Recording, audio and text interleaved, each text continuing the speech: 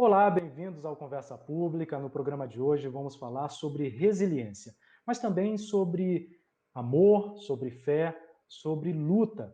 Tudo isso por meio da história da Margarida Ferraz, que é a personagem principal do livro Pérola.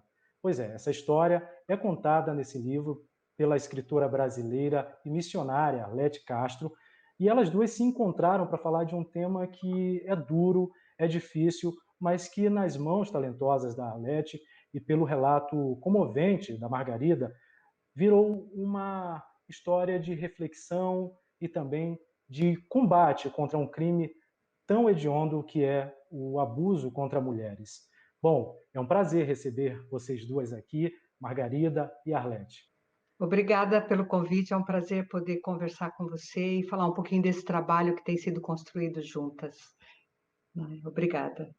Obrigada pela oportunidade que nos estão a dar também, e é isso mesmo que nós queremos abordar. Gostaria de parabenizar vocês duas, tanto a Margarida pela coragem de expor uma história que é difícil, e a Arlete também por decidir contar uma história de uma forma tão sensível e sobre um tema que é muito duro, muito difícil de lidar. Então, parabéns a vocês duas por essa coragem de abordar esse tema.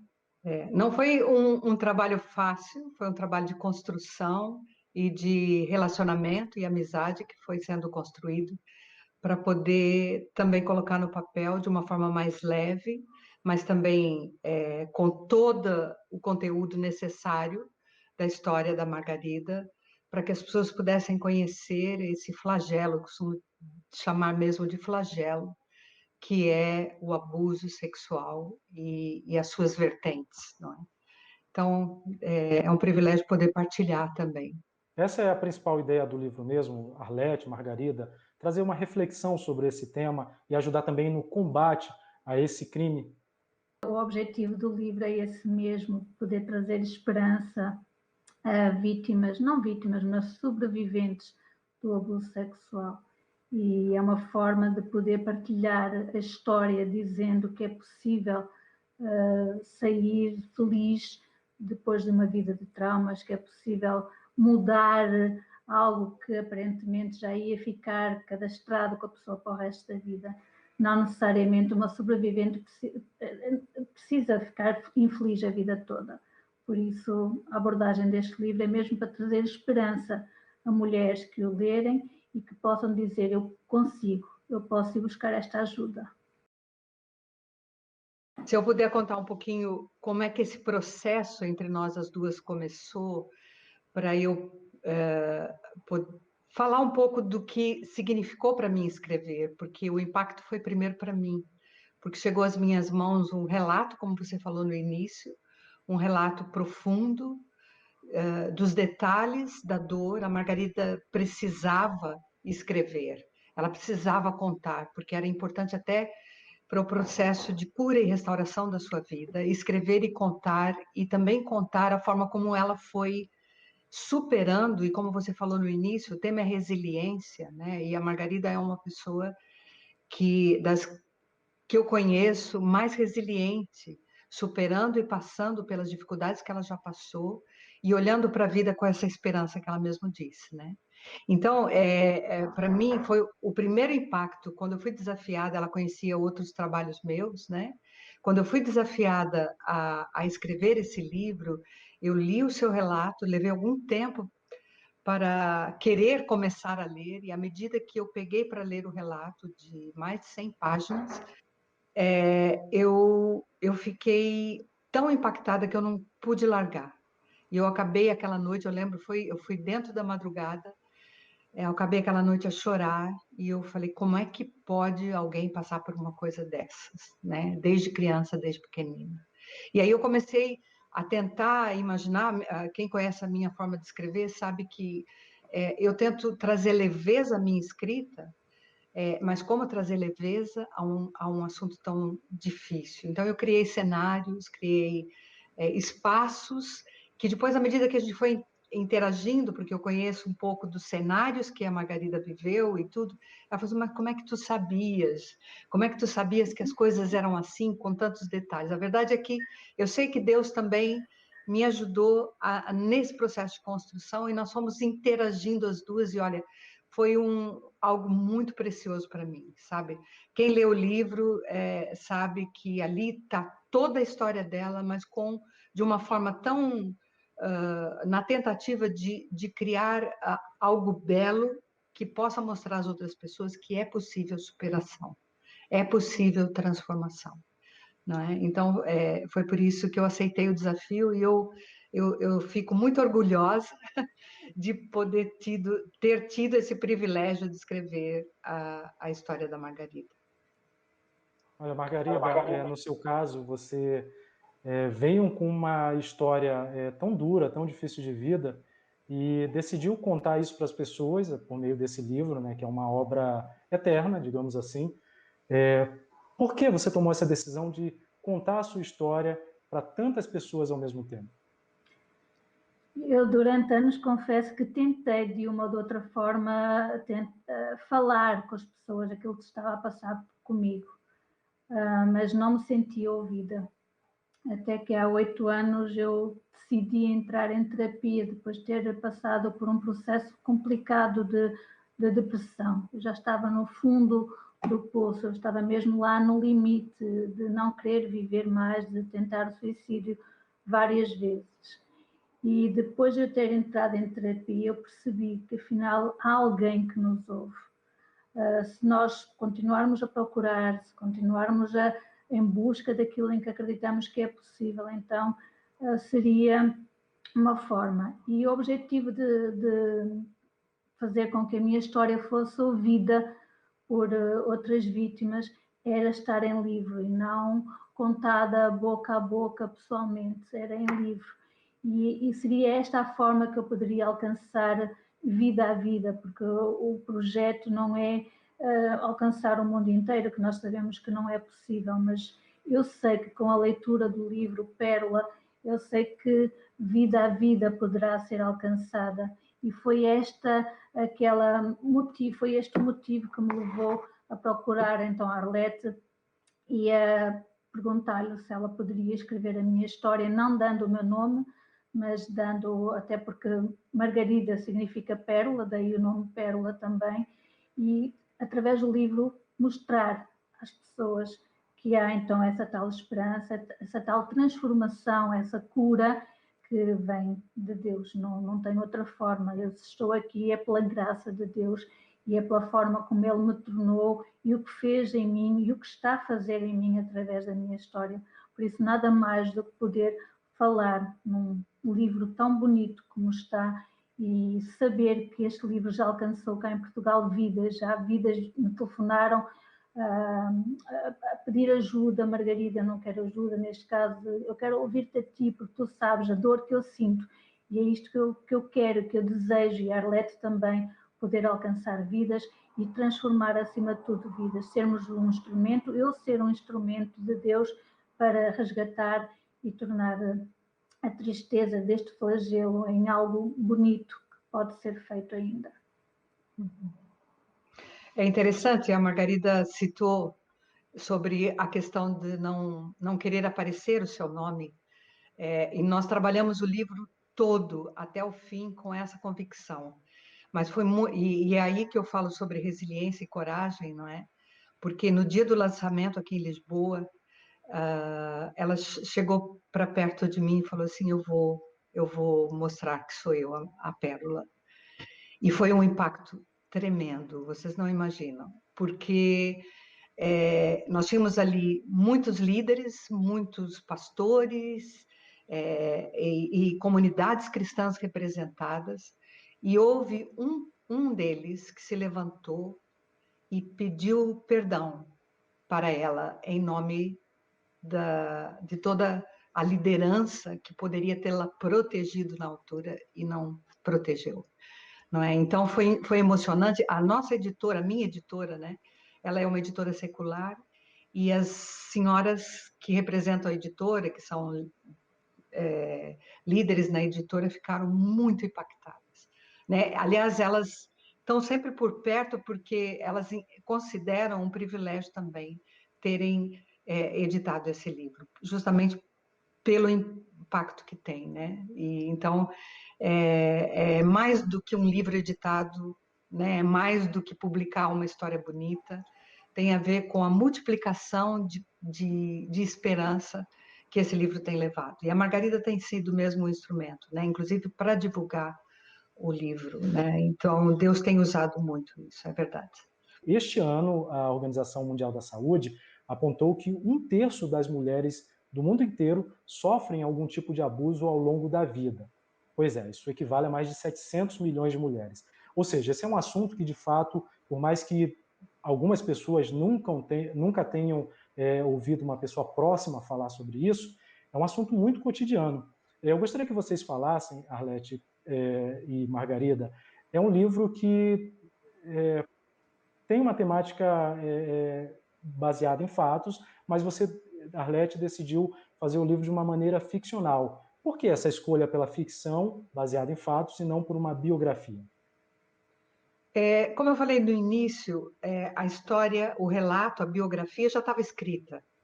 E ela tem um peso muito grande, cheio de detalhes, e que importa, claro. Mas o que eu quis era construir, esse é o meu estilo de escrever também, e quem já leu outras coisas minhas, tem muito a ver com a história real, mas com algo que possa criar um ambiente agradável para o leitor também, né? Que se interesse, que o leitor possa se interessar.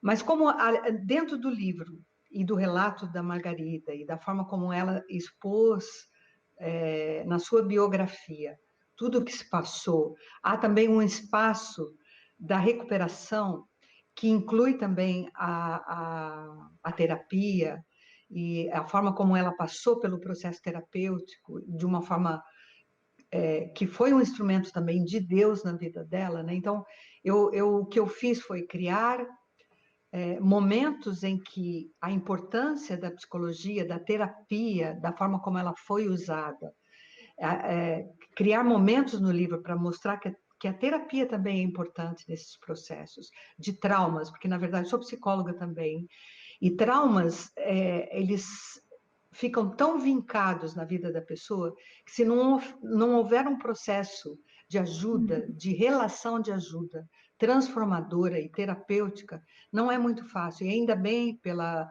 terapeuta da Margarida, uma terapeuta cristã comprometida e que se envolveu com ela de uma forma muito, muito fundamental, não é? Então, nesse processo de criar a história, e quem lê, eu não vou contar, mas há uma história paralela, uma história em que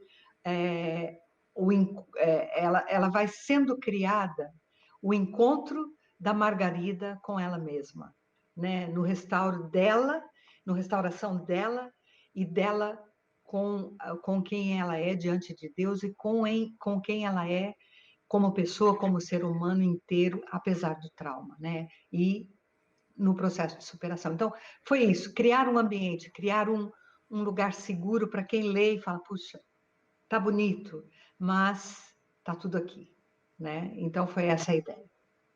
Margarida, você sofreu abusos dos 8 aos 21 anos, né? Ao longo de mais de 10 anos você passou por esse crime. Qual foi o fator determinante que te ajudou a superar tudo isso e hoje usar esse trauma que você teve como uma forma de ajudar outras pessoas?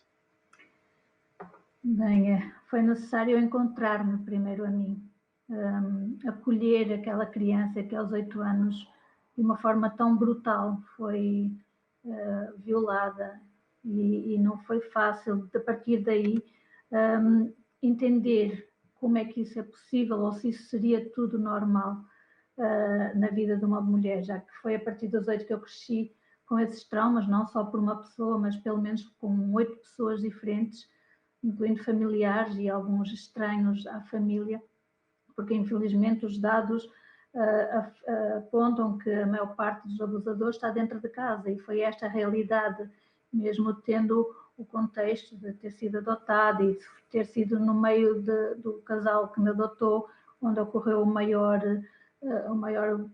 abuso na minha vida.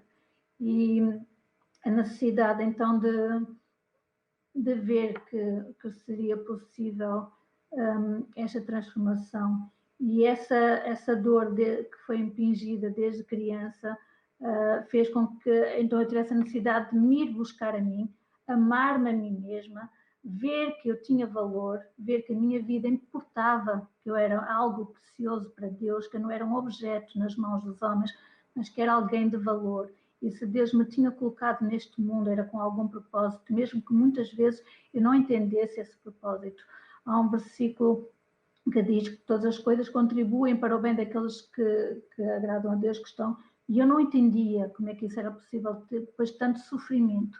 E mais tarde, depois das terapias, depois de eu me encontrar, depois de eu perceber que era filha amada de Deus, perceber qual era a minha identidade em Cristo, que aí sim eu percebi que era um ser amado e que eu podia caminhar esta vida, acolhendo a minha criança, caminhando com ela e juntamente com esta busca de amor a mim mesma, cedi o perdão aos meus abusadores, dei o meu perdão e a partir daí disse: a minha vida tem valor. Então, se tem valor, eu vou pôr a minha vida ao uso da comunidade. E aí eu estar integrada num projeto aqui de Portugal, a nível das escolas, onde eu sou vice-presidente e fui uma das fundadoras de uma associação a nível do nosso país, onde eu vou de escola em escola, em nome da associação, vou de escola em escola, sala a sala aqui em Portugal, falar às crianças que ninguém toca no corpo delas, que o corpo delas é importante e a regra aqui ninguém toca, contada com o livrinho do Conselho Europeu, que é o Kiko e a Mão. Então eu uso essa história nas escolas e ensino às crianças toques bons, toques maus. Nas palestras, a Micas e o Necas, são dois fantoches onde tem as partes íntimas com eles. Aqui o Necas e a Micas têm a vulva e o Necas tem o pênis, e então é aqui que também é explicado às crianças quais são as partes íntimas que ninguém pode tocar. Estes são os meus meninos que me ajudam nas palestras.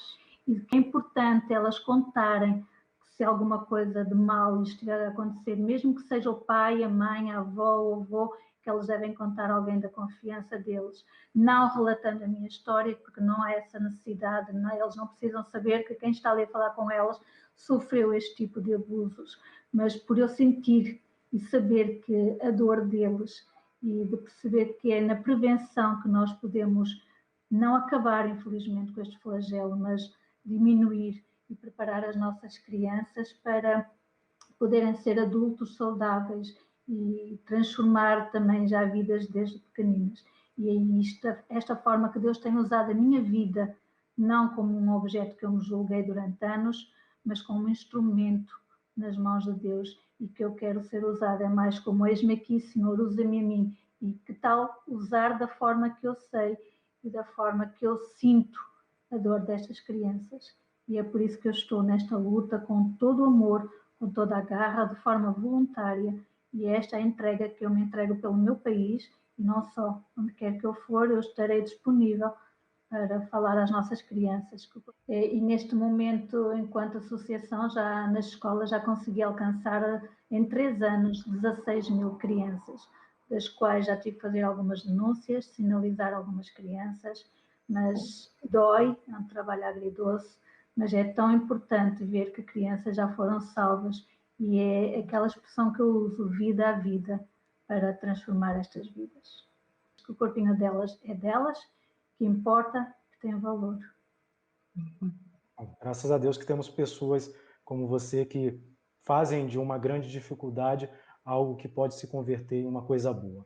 Arlete, vocês se conheceram por meio do blog, né, Mulheres com História. Fala um pouquinho para a gente sobre o trabalho que é desenvolvido nesse site.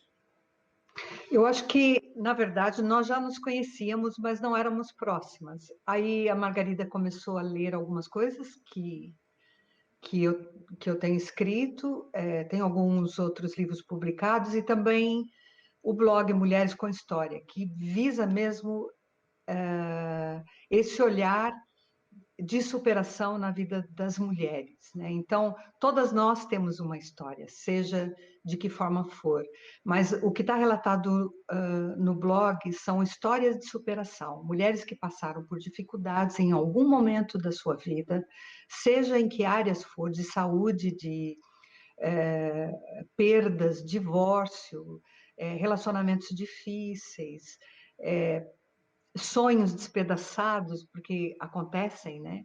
E depois, num dado momento, a forma como elas foram sendo transformadas por causa de uma vida transformada em Cristo e por causa de uma vida de disposição de usar a sua experiência para transformação também de outros, né? Então, eu escrevo, quem quiser conhecer o blog, chama-se Mulheres com História, e conta, tenho ali, inclusive, parte dessas histórias já se tornou livro também, uma editora aqui de Portugal, uma editora cristã já publicou e vai sair o segundo volume, que é as outras histórias que não couberam no primeiro volume. Então, foi assim que nós fomos estreitando as nossas conversas, e então eu decidi aceitar o desafio de escrever também, só que aí no formato de livro, né? A história da Margarida. Bom, para a gente já está quase chegando no final do programa, afinal de contas, é uma conversa boa, emocionante dessa forma, parece que passa mais rápido. Margarida, eu quero deixar esse espaço para você que tem uma história tão abrangente, tão complexa, e que transforma essa história em algo benéfico para outras pessoas. Você deixasse um último recado para quem está nos assistindo agora, tanto pela TV quanto pela internet.